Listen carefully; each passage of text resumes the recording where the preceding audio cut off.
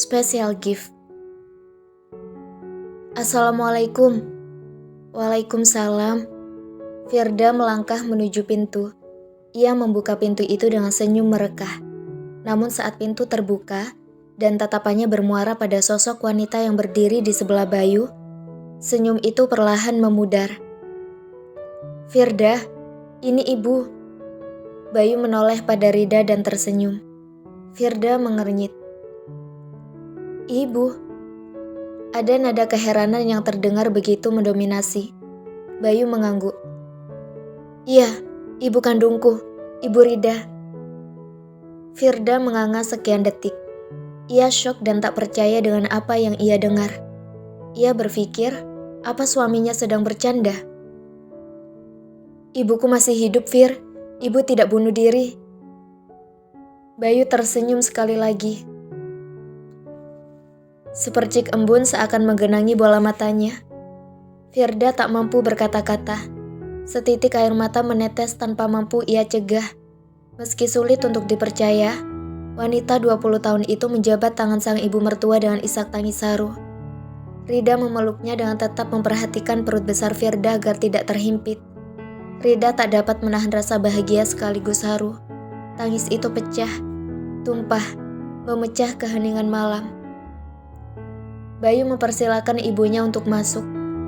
Ada rasa terenyuh sekaligus bangga berpadu menjadi satu di hati Rida.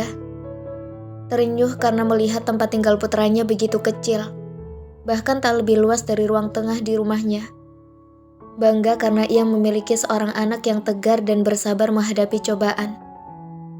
Rida menceritakan semua pada menantunya, persis seperti apa yang ia ceritakan pada Bayu. Firda menyeka air matanya berkali-kali. Ia tahu benar, perasaan Bayu hancur berkeping-keping tatkala orang tua angkatnya berceritakan kematian tragis ibunya. Bahkan Firda pernah mendengar Bayu mengigau, memanggil ibu dalam tidurnya. Realita begitu indah, menorehkan harapan baru. Ia bahagia, suaminya masih memiliki seorang ibu yang terlihat benar begitu tulus menyayangi suaminya. Ibu bahagia banget malam ini, Bayu, Firda. Ibu berharap suatu saat kalian ikut ibu tinggal di Jakarta. Rumah ibu terlalu besar untuk ditinggali seorang diri. Rida menatap Bayu dan Firda bergantian. Bayu tersenyum. Bayu dan Firda ingin mengembangkan usaha di sini, Bu. Alhamdulillah jualan Bayu lagi laris-larisnya. Bayu dan Firda akan rutin mengunjungi ibu di Jakarta. Ekspresi wajah Rida mendadak sedih. Padahal ibu berharap kalian tinggal bersama ibu. Bayu menjalankan perusahaan, ibu di rumah saja sama Firda. Nanti ibu mau ngomong cucu saja. Bayu dan Firda saling berpandangan. Bayu gak bermaksud menyinggung perasaan ibu, tapi Bayu ingin berusaha dengan jerih payah Bayu sendiri, bukan tinggal menikmati apa yang diwariskan. Lagi pula pasien Bayu ada di dunia kuliner, Bu. Rida berusaha memahami keinginan putranya. Ia memiliki seorang anak yang ulet dan giat bekerja. Ia bangga putranya tumbuh menjadi sosok mandiri dan mampu belajar dari kesalahan. Ibu menyerahkan semua keputusan padamu, Nak. Kalau kamu butuh bantuan modal untuk mengembangkan usaha, bilang saja sama ibu. Atau kita cari lokasi untuk membangun restoran. Bayu tersenyum tipis. Bayu lebih puas jika mengembangkan usaha benar-benar dari nol, Bu. Bayu sangat menikmatinya karena perjuangan itu benar-benar terasa. Kasih Bayu kesempatan untuk membuktikannya pada ibu, bahwa insya Allah Bayu akan berhasil suatu saat nanti. Rida tersenyum bangga. Ia menangkup kedua pipi putranya. Kamu tahu, Nak, ibu merasa begitu berdosa saat mendengar kamu depresi berat 3 tahun yang lalu. Melihatmu yang sekarang, rasanya ibu tak percaya bahwa dulu kamu pernah depresi. Ibu bangga karena sekarang kamu berubah jauh lebih baik. Ibu suka dengan keoptimisan yang ada di diri kamu. Bayu dan Firda kembali saling menatap. Allah memberi Bayu petunjuk. Firda banyak membantu Bayu melalui semuanya. Bayu juga masih punya Rega. Kami mengira kami bukan kakak adik. Ternyata dia benar-benar adikku. Adik satu ayah. Rida terdiam sejenak. Ibu senang kamu dan dia akur. Rencana ibu selanjutnya apa? Bayu menyipitkan matanya. Ibu ingin bertemu dengan Mbak Endah. Ibu akan menceritakan semuanya. Bayu kembali bertanya. Rida mengangguk pelan. Kebenaran harus diceritakan. Bayu menggenggam tangan ibunya. Boleh Bayu minta sesuatu? Rida menatap Bayu lembut. Meminta apa? Sebelum ibu menceritakannya pada Ibu Endah, Bayu ingin bicara dulu dengannya. Biar Bayu menjelaskannya lebih dulu. Bayu tahu, Ibu Endah bukan ibu kandung Bayu, tapi selama ini beliau sudah menyayangi Bayu dengan tulus. Bayu gak bisa bayangin gimana hancurnya perasaannya saat tahu kebenaran ini. Kedua mata Bayu berkaca. Ia mengusapnya agar tak jatuh. Rida mengangguk. Derai air mata kembali meluap kala teringat betapa sabar kakaknya berada di bawah tekanan sang suami yang kejam dan otoriter. Iya, ibu tahu maksudmu. Meski dia bukan ibu kandungmu, kamu harus tetap berbakti padanya. Malam semakin larut. Rida berpamitan kembali ke hotel. Bayu dan Firda memintanya untuk menginap saja. Bayu mempersilakan ibunya untuk tidur di ranjang bersama Firda. Sedang dirinya tidur di kasur lipat yang digelar di ruang depan. Tapi Rida menolak. Ia akan tetap kembali ke hotel. Malam ini, Bayu bisa tidur dengan nyenyak. Hatinya begitu lega, bahagia, terharu. Berkali-kali ia mencubit lengannya untuk memastikan apa dia tengah bermimpi. Bayu mengucap syukur berkali-kali.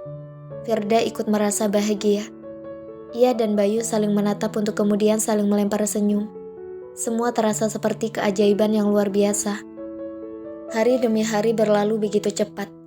Bayu semakin giat bekerja untuk mencari nafkah yang halal. Memiliki seorang ibu yang kaya raya tak serta-merta membuatnya manja dan mengandalkan harta dari ibunya. Firda belum bisa bepergian jauh. Usia kehamilannya sudah memasuki bulannya. Karena itu, Rida yang bolak-balik Jakarta Purwokerto untuk mengunjungi anak dan menantunya. Ia bahkan sudah membangun sebuah rumah untuk hadiah saat Firda melahirkan nanti. Bayu sendiri belum menceritakan semua pada Endah, karena Rida justru yang belum siap. Ia takut Endah akan hancur setelah tahu kenyataan yang sebenarnya. Ia meminta Bayu untuk menunda hingga Firda melahirkan. Sore ini Bayu sudah kedatangan banyak pembeli. Ia sudah memiliki banyak pelanggan tetap yang seringkali kembali membeli nasi gorengnya. Setelah sebelumnya merasa puas dengan rasa nasi gorengnya yang khas dan enak. Setiap kali berangkat berdagang, ia selalu menitipkan Firda pada tetangga kontrakannya untuk ikut menjaga. Barangkali Firda merasakan sudah ada tanda-tanda melahirkan. Saat Bayu sibuk membungkus nasi gorengnya, salah seorang tetangga kontrakan bernama Pak Syamil datang tergopoh-gopoh ke arahnya. Mas Bayu. Pak Syamil, ada apa Pak? Mbak Firda hendak melahirkan Mas. Dia sudah ada di klinik bersalin dekat kontrakan. Istri saya yang menemani. Mas Bayu langsung aja menyusul ke sana. Dia ada di ruang 6A. Biar saya saja yang jagain gerobaknya Mas Bayu. Bayu menganga sekian detik. Rasa cemas menguasai hatinya. Ia merasa antusias untuk menyambut kehadiran bayinya sebentar lagi. Tapi di sisi lain, ada rasa takut dan khawatir yang tidak dapat dijelaskan. Makasih banyak Pak. Saya titip gerobak saya dulu ya Pak. Saya segera menyusul ke klinik. Bayu menepuk bahu Pak Syamil. Saya permisi dulu Pak. Assalamualaikum. Waalaikumsalam. Bayu melajukan motornya dengan segenap perasaan yang sudah bergemuruh. Entah apa lagi yang bisa ia definisikan. Ia tak mampu menguraikan satu persatu. Dalam hatinya hanya terlantun zikir dan doa agar Allah memudahkan proses persalinan istrinya. Setiba di klinik, ia bergegas menuju ruangan dengan nafas yang terengah-engah karena setengah berlari. Ia bersyukur ada klinik bersalin yang berlokasi dekat dengan kontrakan. Klinik tersebut milik salah seorang bidan senior. Di sana ada 3 orang dokter yang bergantian berjaga. Fasilitas pun lengkap. Setiba di ruangan, Firda tengah duduk di ranjang dengan ekspresi wajah meringis menahan sakit. Mas Bayu, Bu Wati tersenyum melihat kedatangan Bayu. Bayu segera menghampiri Firda yang tengah memegangi pinggangnya karena merasa begitu panas dan pegal. Bayu meraih tangan Firda. Ia genggam seerat mungkin. "Sayang, sakit banget ya? Mana yang sakit?" Bayu begitu khawatir melihat peluh mengucur dari dahi Firda. Ia berkali-kali meringis. Dari raut wajahnya, Bayu sudah bisa membaca betapa istrinya tengah berjuang begitu hebat menahan rasa sakit yang seolah begitu menyiksanya. "Sakit banget, Mas. Kontraksinya sudah semakin intens." Firda memejamkan mata dan membukanya lagi. Bayu tak tega melihat istrinya terlihat menderita. "Kata bidan, Mbak Firda sudah pembukaan 7, Mas. Waktu kesini tadi, Mbak Firdanya udah mules-mules.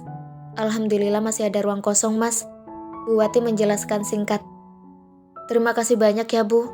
Terima kasih sudah siaga membawa istri saya ke sini." Bu Wati tersenyum.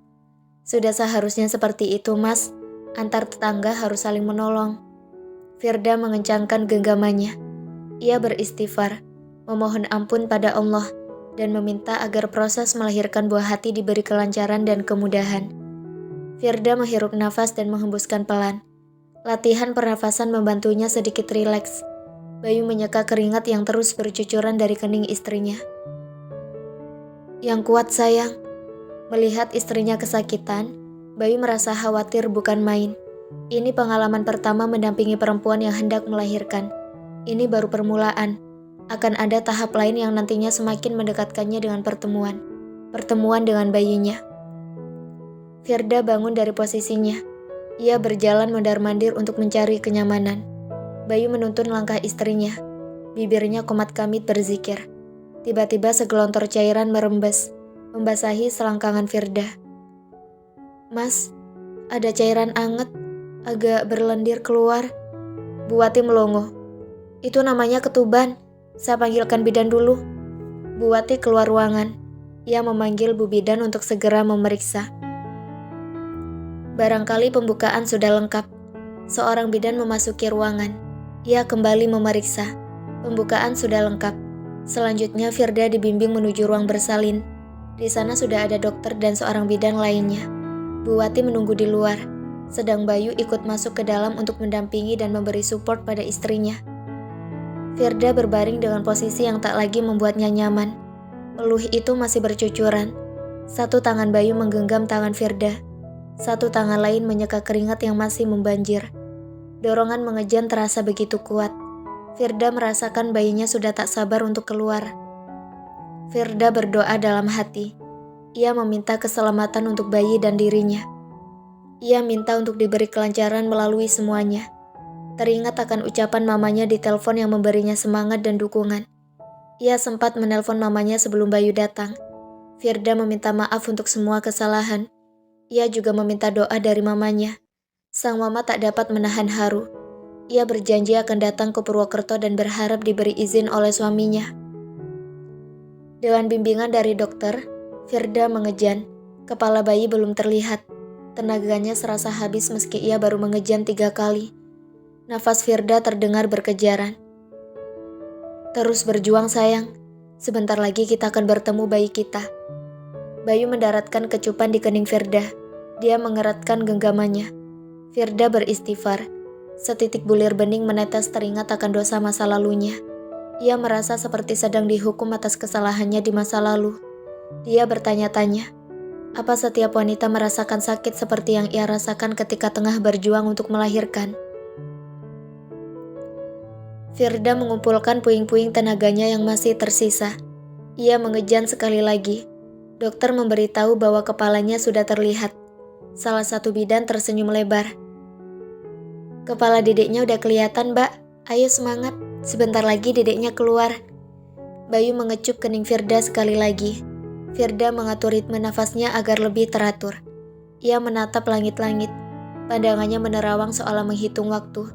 Ia berpikir, apakah waktunya sebentar lagi habis? Hanya satu hal yang ia pinta. Ia ingin bayinya lahir selamat, dan dia akan berjuang apapun caranya. Bahkan jika keselamatan bayinya harus ditebus dengan nyawanya, ia ikhlas. Firda berdoa sekali lagi. Ditatapnya wajah Bayu yang menyeratkan kecemasan luar biasa. Dia bermonolog dalam hati. "Aku akan terus berjuang demi bayi kita." Bismillah. Firda mengejan sekali lagi dengan kekuatan maksimal yang ia bisa. Oe, oe, oe. Tangis melengking sang bayi memecah keheningan. Bayu menangis saking terharunya. Ia mengecup kening Firda berkali-kali. Anak kita lahir sayang, anak kita lahir. Alhamdulillah, terima kasih ya Allah. Bayu tak henti mengucap syukur. Bayi itu diletakkan di atas dada Firda untuk IMD. Inisiasi menyusu dini. Bibir mungilnya mencari-cari sumber ASI. Firda terfokus memperhatikan wajah sang bayi yang begitu menggemaskan. Jantung Bayu seakan berhenti berdetak kala ia melihat ada yang berbeda dari bayinya. Firda terlihat lebih segar setelah mandi air hangat dan berganti pakaian.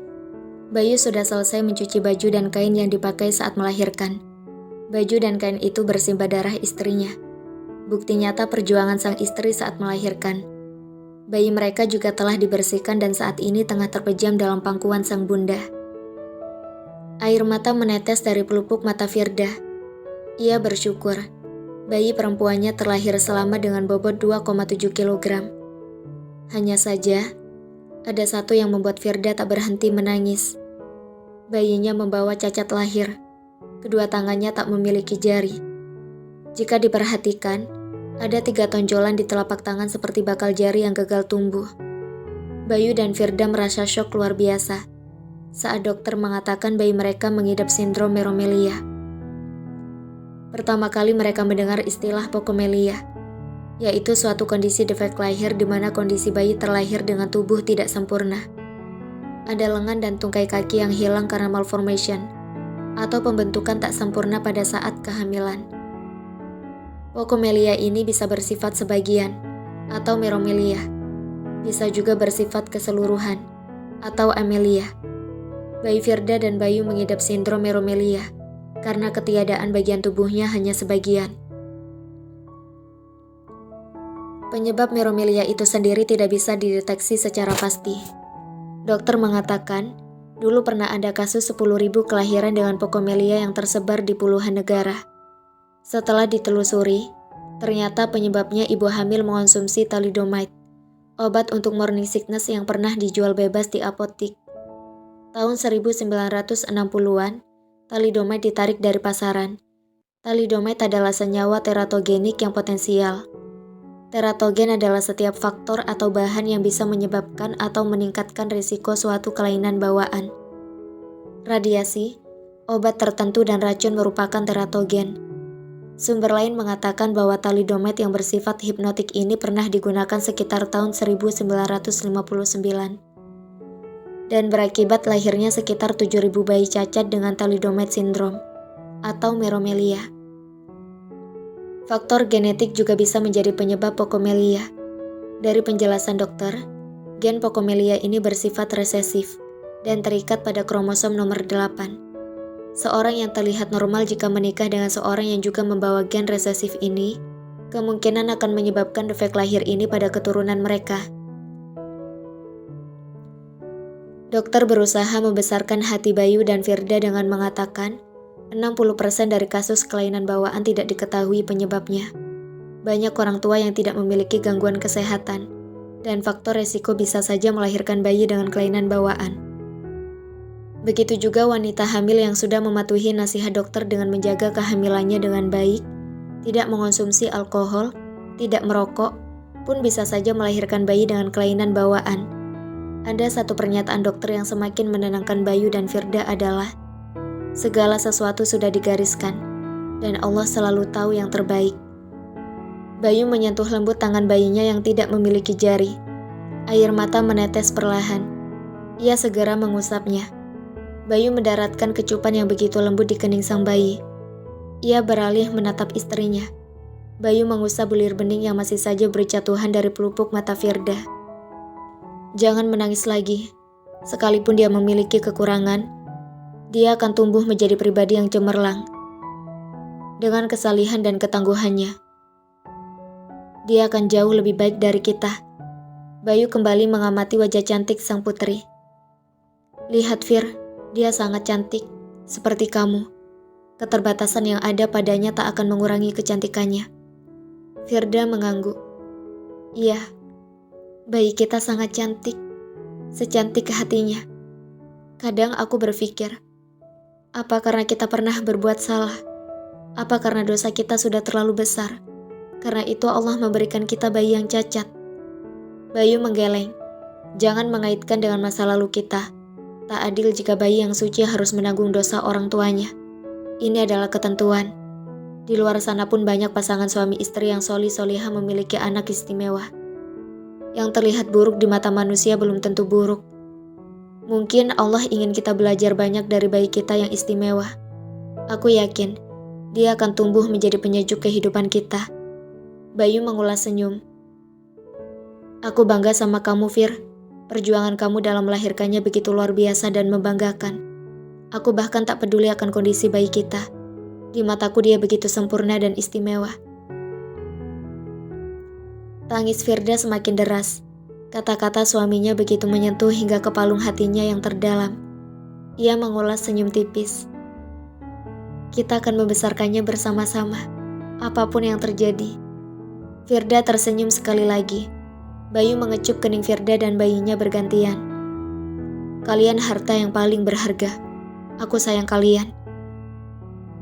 Dan kamu adalah suami dan ayah yang terbaik. Balas Firda. Dan pada sisi Allah lah kunci-kunci semua yang gaib. Tidak ada yang mengetahuinya kecuali dia sendiri. Dan dia mengetahui apa yang di daratan dan di lautan. Dan tiada sehelai daun pun yang gugur melainkan dia mengetahuinya pula. Dan tidak jatuh sebutir biji pun dalam kegelapan bumi. Dan tidak sesuatu yang basah atau yang kering. Melainkan tertulis dalam kitab yang nyata. Yakni Lauh Mahfuz.